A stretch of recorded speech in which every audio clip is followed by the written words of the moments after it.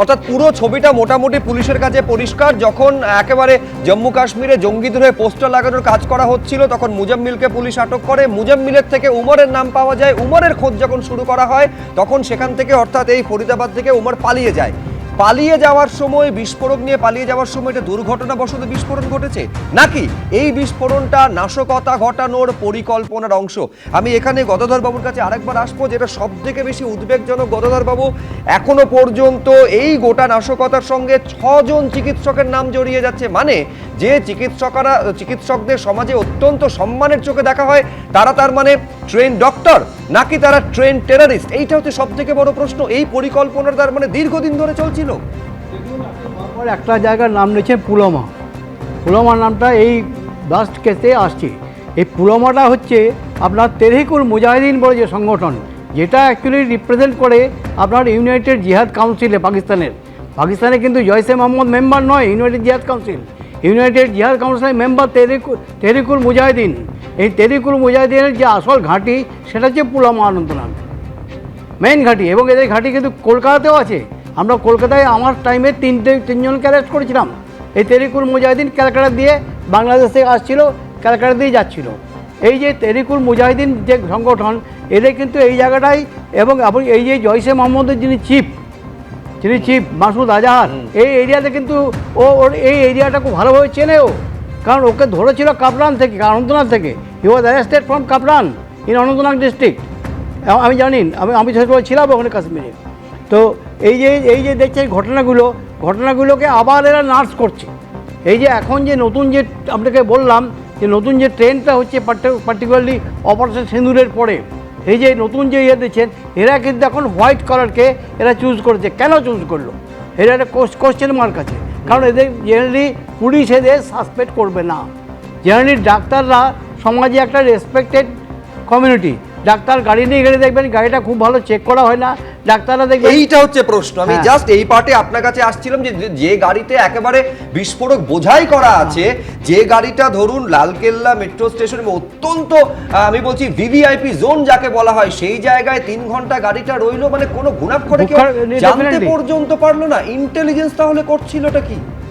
এবং এটা যে ঘটনাটা ঘটেছে এটা দেখবেন, এই যে ওইখানে যদি দেখেন আপনার যেমন অ্যামোনিয়াম নাইট্রেট ওখানে রিকভারি হয়েছে 20 টাইমার ইউজ করে এরা যে আইডিতে করছে টাইমার। এখন টাইমার কি 5টা 56 ফিট করা ছিল গাড়িতে? সেটা একটা কোশ্চেন মার্ক। অটোমেটিক বিস্ফোট হয়ে যাবে তাহলে। আমি বলছি ধরুন এই হরিয়ানা, ইউপি বা জম্মু কাশ্মীরে যখন একেবারে টানা পরপর সার্চ অপারেশন চলছে, পরপর এরকম চিকিৎসকদের গ্রেফতার করা হচ্ছে, বিপুল 2900 কেজি বিস্ফোরক উদ্ধার হয়েছে, তারপরে তো প্রথম নজর আসা উচিত, আমি জানি না আপনি আরো ভালো বলতে পারবেন, মানে হাই অ্যালার্ট তো দিল্লিতে, কারণ লাগোয়া জায়গায়, সেখানে তো হওয়ার ছিল, সেইখানে কোথাও কি ফল্ট রয়ে গেল? ডেফিনেটলি।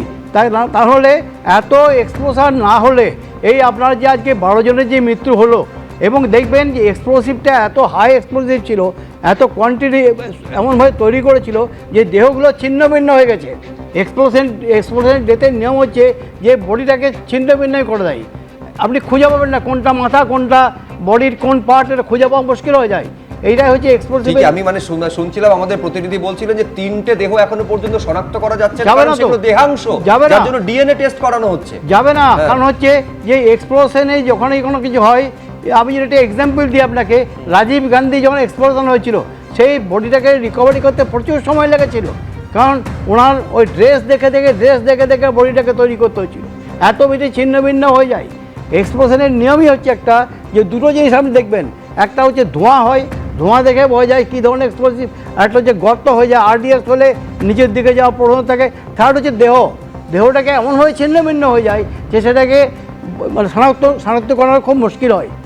এবং এই ক্ষেত্রে দেখা যাচ্ছে যে এক্সপ্লোসিভটা এরা ইউজ করেছিল, হয় ওই গাড়িতে এক্সপ্লোসিভটা ছিল টাইমার দেওয়া, যে এই টাইমে ফাটবে, যার জন্য ডিলে করছিল। ডিলে করার কারণ হচ্ছে যে টাইমারের, তা না হলে 3 ঘন্টা কেন একটা জায়গায় দাঁড়িয়ে থাকবে, একটা জায়গায় দাঁড়িয়ে থেকে, এবং ওই পয়েন্টে করেছে, কারণ ওই পয়েন্টে দুটো আছে। একটা হচ্ছে লালকেল্লার সামনে ব্লাস্ট করলাম, তোমাদের দেখিয়ে দিলাম যে তোমাদের যে লালকেল্লা যে প্রেস্টিজিয়া দিয়ে, এবং ওদের যে গানটা শেখায় টেরোরিস্টদের, আমার কাছে ক্যাসেটটা আছে, আমি আপনাদের দিতে পারি বিবি আনন্দকে, সেখানে বলছে যে লাল কেল্লাকে আমরা যাব এবং এদিকে পতাকা ওঠাবো। লাল কেল্লাটাকে ওরা বারবার টেরোরিস্টকে মগজে ঢোকায় যে লাল কেল্লা আমরা দখল নেবো, লাল কেল্লা আমরা দখল নেবো, নাম্বার 1। নাম্বার 2, সামনে দেখবে মেট্রো রেলওয়ে স্টেশন, সেটাও একটা ভাইটাল স্টেশন, এবং এই জায়গাটা চয়েস করার যে হচ্ছে। থার্ড হচ্ছে যে তোমার রাজধানীতে করলাম, ব্লাস্টটা করলাম তোমার নাকের ডগায়, তোমার সিকিউরিটি যে কী সিকিউরিটি সেটা আমি বুঝিয়ে দিলাম।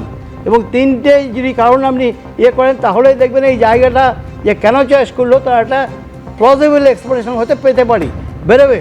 সবই ইন্টারভেশন করে আস্তে আস্তে আস্তে আস্তে বেরোবে যে কেন হচ্ছিল। কিন্তু একটা কথা জেনে রাখবেন যে এই এক্সপ্লোশনটা হয়ে একটা বড় এক্সপ্লোশন থেকে আমাদের বাঁচিয়ে দিল। এখন সজাগ থাকা খুব দরকার, কারণ এই যে একেবারে সজাগ থাকা দরকার যে এই রকম আর কোনো পরিকল্পনা নাশকতার আরো কোথাও ছড়িয়ে রয়েছে কিনা। নিঃসন্দেহে সেই কারণ একেবারে দেশ জুড়ে অ্যালার্ট জারি করা হয়েছে, দিল্লিতে তো হাই অ্যালার্ট রয়েছে এই মুহূর্তে। अक्टूबर के महीने में ही कुछ टेररिस्ट ऑर्गेनाइजेशन के पोस्टर्स जम्मू कश्मीर में बांटे गए। घाटी में इन पोस्टर्स को लेके पुलिस ने जांच शुरू की तो मुजम्मिल का नाम आया। मुजम्मिल गनी को जब पकड़ा गया तो उसके बाद पता लगा कि इसका बॉस तो उमर है और ये लोग बम बनाने की फैक्ट्री तैयार कर रहे हैं एक तरह से फरीदाबाद में। तो उसके बाद फरीदाबाद पुलिस और जम्मू कश्मीर पुलिस ने जब रेड किया तो दौज और फतेहपुर टागा गांव में इनकी फैक्ट्री पता लगी, इनका गोदाम पता लगा, बम बनाने का सामान मिला। उसके बाद उमर वहां से दौड़ आया, उमर मिसिंग हो गया। वहां से उमर भागकर दिल्ली आया, गाड़ी में आ गया। मुझे लगता है कि जो बम इन्होंने वहां बनाया था वो विस्फोटक अपने साथ लेकर आया और 3 घंटे यहां पर, जहां मैं खड़ा हूं इसके बगल में ही यहां सुनहरी मस्जिद है, इसकी पार्किंग में उसकी गाड़ी खड़ी रही। उसके बाद उसका क्या प्लान था ये पता नहीं चल पाया। वो किसके टच में था, फोन यूज भी कर रहा था या नहीं यूज कर रहा था, या फोन जो इस्तेमाल कर रहा था उसने फेंक तो नहीं दिया था डंप डाटा के जरिए। ये सब पता लगाने की पुलिस कोशिश कर रही है, लेकिन कुल मिला के फैक्ट्स सामने आ गए हैं कि कैसे आतंक के डॉक्टरों की ये फैक्ट्री का किस्सा जो है वो 2021 के बाद शुरू हुआ था कश्मीर वैली में।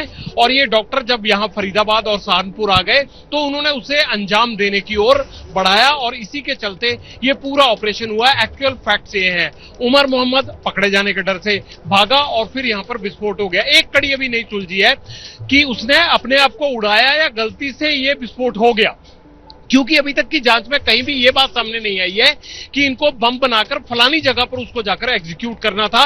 इनका इस चीज को, इस जगह को, इस आदमी को उड़ाने का प्लान था। इस तरह की बात अभी पुलिस और जांच एजेंसियों के सामने नहीं आई है, इसलिए माना यह जा रहा है कि ये फिदाइन के तौर पर अपने को तैयार कर रहा था। तो क्या ये फिदाइन बन गया था या इससे एक्सीडेंटली इस तरह की घटना हो गई कि मेरी सारी 4 साल के जो भी मैंने साजिश रची थी वो बेनकाब हो गई, मेरे साथी पकड़े गए, सब कुछ पुलिस ने कर दिया, उसके बाद इसने अपने आप को उड़ा लिया, या एक्सीडेंटली इससे ये हो गया लाल किला के सामने। इस बात को लेकर अभी पेच है। बाकी पीछे की कहानी सारी पुलिस के सामने, जांच एजेंसियों के सामने क्लियर है। और मुझे ये लगता है कि गृह मंत्रालय को भी आज ये साफ साफ कर दिया गया होगा कि कैसे इस मामले की शुरुआत हुई और कैसे उमर मोहम्मद तक पहुंचने के लिए जो है कोशिश कर रही थी पुलिस, और इस दौरान ये धमाका हो गया। ये सारी चीजें विस्तार से बताई गई हैं और इसमें आगे क्या कोई इस प्लानिंग का और लोग हिस्सा हैं, कोई और लोग वांटेड हैं, किन लोगों के साथ, तारिक जैसे जिसने गाड़ी दी थी वो अभी तक मिसिंग है। क्यों मिसिंग है, डर के मारे मिसिंग है या वो भी इस साजिश में कहीं आगे की कड़ी है? इन तमाम चीजों को लेकर जो है वो अलग अलग पुलिस और जांच एजेंसियां काम कर रही है।